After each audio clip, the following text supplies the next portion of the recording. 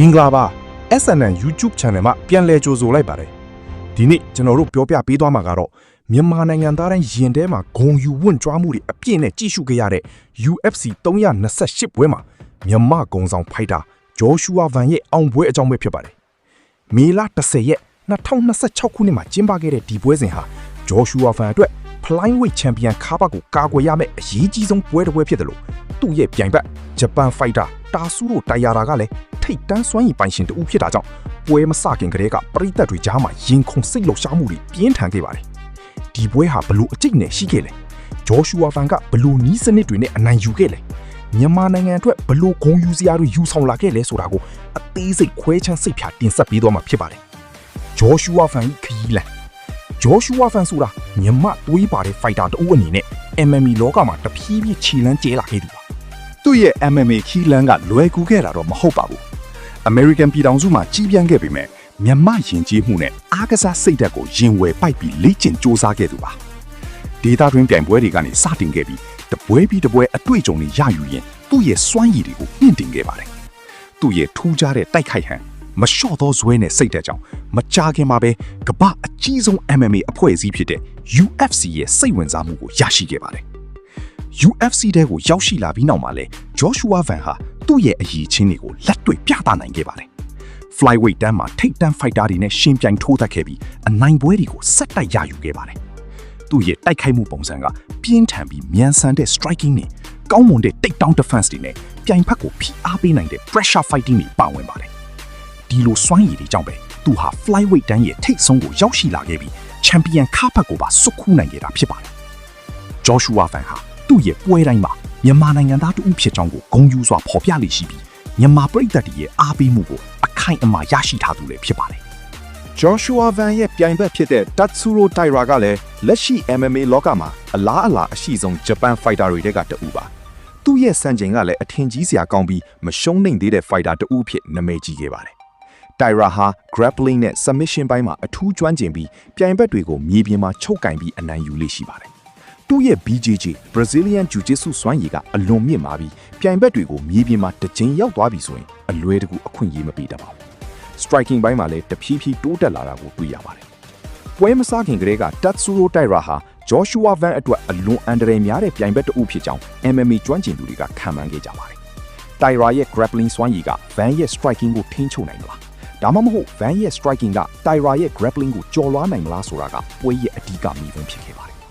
်တိုင်ရာဟာသူ့ရဲ့မရှုံးနိုင်သေးတဲ့စံချိန်ကိုဆက်လက်ထိန်းသိမ်းပြီးချန်ပီယံခါဘက်ကိုလူယူဖို့အပြည့်အဝပြင်ဆင်လာခဲ့တာပါဒီတော့ဒီပွဲဟာစထရိုက်ကာနဲ့ဂရက်ပလာရဲ့ထိပ်တိုက်တွေ့ဆုံမှုဖြစ်ပြီးဘသူကအသာစီးရမလဲဆိုတာကိုရင်ခုန်စွာစောင့်ကြည့်ခဲ့ကြရပါတယ်ပထမအချီပွဲစမှာနှစ်ဖက်စလုံးကတတိထားပြီးထိုးတက်ခဲ့ကြပါတယ်ဂျော်ရှူအာဗန်ကသူ့ရဲ့ထုံးစံအတိုင်း footwork ကောင်းကောင်းနဲ့ ring control ကိုအသုံးပြုပြီးတိုင်ရာကိုဖိအားပေးဖို့ကြိုးစားခဲ့ပါတယ်တိုင်ရာကတော့ Van ရဲ့ striking range ထဲကိုမဝင်အောင်ရှောင်တိန်ရင်တိတ်တောင်းအခွင့်အရေးကိုရှာဖွေနေခဲ့ပါတယ်။ Van ကသူ့ရဲ့ jab နဲ့ low kick တွေကိုအသုံးပြုပြီးအကွာဝေးကိုထိန်းချုပ်ခဲ့ပါတယ်။တိုင်ရာကတိတ်တောင်းကြိုးပမ်းမှုအနည်းငယ်ပြုလုပ်ခဲ့ပေမဲ့ Van ကကောင်းမွန်စွာကာကွယ်နိုင်ခဲ့ပါတယ်။ပထမအချီမှာနှစ်ဖက်စလုံးကအခြေအနေကိုလေ့လာနေကြပြီးထိရောက်တဲ့ထိုးချက်တွေကတော့အနည်းငယ်သာရှိခဲ့ပါတယ်။ Van က striking မှာအနည်းငယ်အသာစီးရခဲ့ပေမဲ့တိုင်ရာရဲ့တိတ်တောင်းချင်းချောက်မှုကလည်းရှိနေခဲ့ပါတယ်ဒုတိယချီ round 2မှာတော့ပွဲရဲ့အရှိန်ဟုန်ကတဖြည်းဖြည်းမြင့်တက်လာခဲ့ပါတယ်ဂျော်ရှူအာဗန်ကသူ့ရဲ့ striking combination တွေကိုပိုမိုအသုံးပြုလာခဲ့ပြီးတိုင်ရာကိုထိရောက်ရောက်ထိုးနှက်နိုင်ခဲ့ပါတယ်တိုင်ရာကလည်း Van ရဲ့ထိုးချက်တွေကိုရှောင်တိန်ရင်တိတ်တောင်းအတွက်အခွင့်အရေးတွေကိုဆက်လက်ရှာဖွေခဲ့ပါတယ်ဒီအချီမှာတိုင်ရာကတိတ်တောင်းတစ်ချိန်အောင်မြင်ခဲ့ပေမဲ့ Van ကမြေပြင်မှာအချိန်အကြာကြီးမနေဘဲချက်ချင်းပြန်ထနိုင်ခဲ့ပါတယ်ဒါဟာ Van ရဲ့ grappling defense ကဘလောက်ကောင်းမွန်လဲဆိုတာကိုပြသလိုက်တာပါပဲ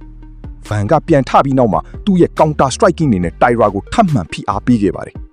ဒီအချီမှာ Van က striking မှာပိုမိုထိရောက်ခဲ့ပြီး Taira ရဲ့ take down ကြိုးပမ်းမှုတွေကိုကောင်းမွန်စွာကာကွယ်နိုင်ခဲ့တာကြောင့်အသာစီးရခဲ့ပါတယ်တတိယအချီ round 3မှာနှစ်ဖက်စလုံးကပင်ပန်းနွမ်းနယ်မှုလက္ခဏာတွေစတင်ပြသလာခဲ့ပါတယ်ဒါပေမဲ့နှစ်ဖက်စလုံးရဲ့စိတ်ဓာတ်ကြန့်ခိုင်မှုကတော့အံ့မခန့်ပါပဲ Joshua Van ကသူ့ရဲ့ pressure fighting ကိုဆက်လက်အသုံးပြုပြီး Taira ကိုနောက်ပြန်ဆုတ်ခိုင်းခဲ့ပါတယ်တိုင်ရာကလည်း Van ရဲ့ထိုးချက်တွေကိုရှောင်တိန်ရင်အခွင့်အရေးရရင်ရတယ်လို့ပြန်လဲတုံ့ပြန်ထိုးတက်ခဲ့ပါတယ်ဒီအချီရဲ့ key moment ကတော့ Van ရဲ့ပြင်းထန်တဲ့ body shot တွေပါပဲ န်ကတိုင်ရာရဲ့ကိုလုံးကိုထိထိရောက်ရောက်ထိုးနှက်နိုင်ခဲ့တာကြောင့်တိုင်ရာရဲ့လှုပ်ရှားမှုတွေနှီးကွေးလာခဲ့ပါတယ်တိုင်ရာကလည်းနောက်ဆုံးမှာတိတ်တောင်းတစ်ချိန်ထပ်မံအောင်မြင်ခဲ့ပေမဲ့ဗန်ကမြေပြင်မှာထိခိုက်မှုမရှိအောင်ကာကွယ်နိုင်ခဲ့ပြီးအချီမကုန်ခင်မှာပြန်ထနိုင်ခဲ့ပါတယ်ဒီအချီမှာလည်းဗန်ကအနည်းငယ်အသာစီးရခဲ့ပါတယ်စတုထချီ round 4ပွဲရဲ့အဆုံးဖြတ်ပေးနိုင်တဲ့အချီလို့ပြောလို့ရပါတယ်ဂျော်ရှူအာဗန်ကသူ့ရဲ့ striking ကိုပုံမပြင်းထန်လာခဲ့ပြီးတိုင်ရာကိုဖိအားတွေပို့ပေးလာခဲ့ပါတယ်တိုင်ရာကတော့ပင်ပန်းနွမ်းနယ်မှုတန်ကိုစတင်ခန်းစားလာရပြီးသူ့ရဲ့ take down ကြိုးပမ်းမှုတွေကလည်းအရင်လောက်မထိရောက်တော့ပါဘူးဗန်ကသူ့ရဲ့ footwork နဲ့ head movement တွေကိုအသုံးပြုပြီးတိုင်ရာရဲ့တုံ့ပြန်ထိုးချက်တွေကိုရှောင်တိန်နိုင်ခဲ့ပါတယ်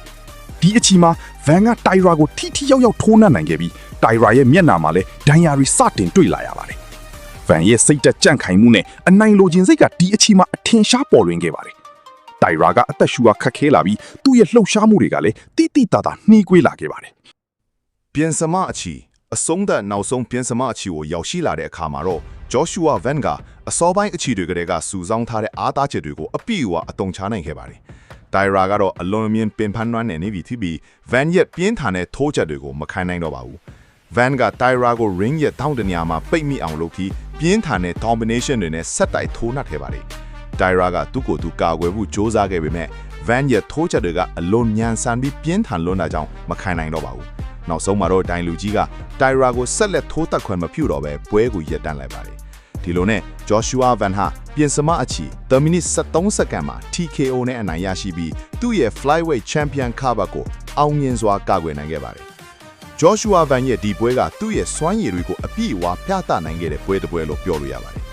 striking Van ရဲ့ striking ကအလွန်မြန်ဆန်ပြီးတိကျပါတယ် jab cross hook တွေကိုကောင်းမွန်စွာအသုံးပြုနိုင်တယ်လို့ low kick တွေနဲ့လည်းပြိုင်ပွဲရဲ့ချက်တော့ကိုထိထိရောက်ရောက်ထိခိုက်စေနိုင်ပါတယ်ဒီပွဲမှာတိုင်ရာရဲ့ head movement ကိုကြော်လွှားပြီးထိရောက်တဲ့ထိုးချက်တွေကိုအကြိမ်ကြိမ်ထိုးနှံနိုင်ခဲ့တာကိုတွေ့ရပါတယ် defense သူ့ရဲ့ head movement နဲ့ footwork ကအလွန်ကောင်းမွန်ကကြောင့်တိုင်ရာရဲ့ထိုးချက်တွေကိုအများစုရှောင်တိတ်နိုင်ခဲ့ပါတယ်အရေးကြီးဆုံးကတော့တိုင်ရာရဲ့ take down ကြိုးပမ်းမှုတွေကိုကောင်းမွန်စွာကာကွယ်နိုင်ခဲ့တာပါပဲ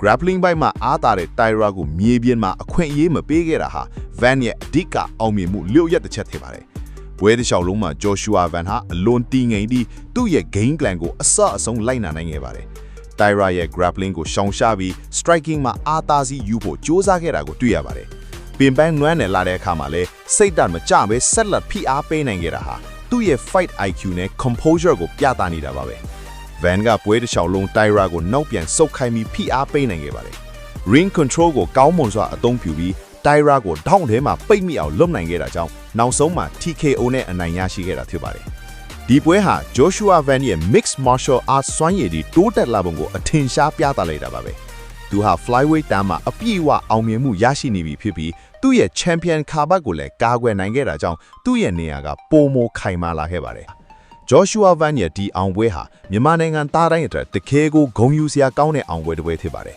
။ကမ္ဘာအကြီးဆုံး MMA အဖွဲ့အစည်းဖြစ်တဲ့ UFC ရဲ့ champion တဦးအဖြစ်မြန်မာတွဲပါတဲ့ fighter တဦးကရက်တည်နေနိုင်တာဟာတမိုင်းဝင်ကိစ္စရဲ့တစ်ခုပါပဲ။ကျွန်တော်တို့ SNN YouTube channel ကနေအခုလိုစိတ်ဝင်စားစရာကောင်းတဲ့ကမ္ဘာသတင်းမြန်မာသတင်းနဲ့အားကစားသတင်းတွေခွဲခြမ်းစိတ်ဖြေမှုတွေကိုအမြဲတမ်းမပြတ်ဘဲတင်ဆက်ပေးသွားမှာဖြစ်ပါတယ်။ဒါကြောင့်ကျွန်တော်တို့ရဲ့ channel ကို subscribe လုပ်ထားဖို့မမေ့ပါနဲ့လို့တိုက်တွန်းချင်ပါတယ်။ဒီဗီဒီယိုကိုကြိုက်နှစ်သက်တယ်ဆိုရင်လည်း like လုပ်ပေးပြီးတငယ်ချင်းတွေစီကို share လုပ်ပေးဖို့တောင်းဆိုချင်ပါတယ်။ Joshua Van အပေါ်ထားရှိတဲ့တင့်ရဲ့အမြင်တွေသူ့ရဲ့ဒီပွဲအပေါ်ထားရှိတဲ့တင့်ရဲ့ခံစားချက်တွေကိုလည်း comment မှာရေးသားပေးခဲ့ဖို့ဖိတ်ခေါ်ပါတယ်။အားလုံးကိုကျေးဇူးတင်ပါတယ်။နောက်ထပ်ဗီဒီယိုတွေမှာပြန်လည်ဆုံတွေ့ကြရအောင်။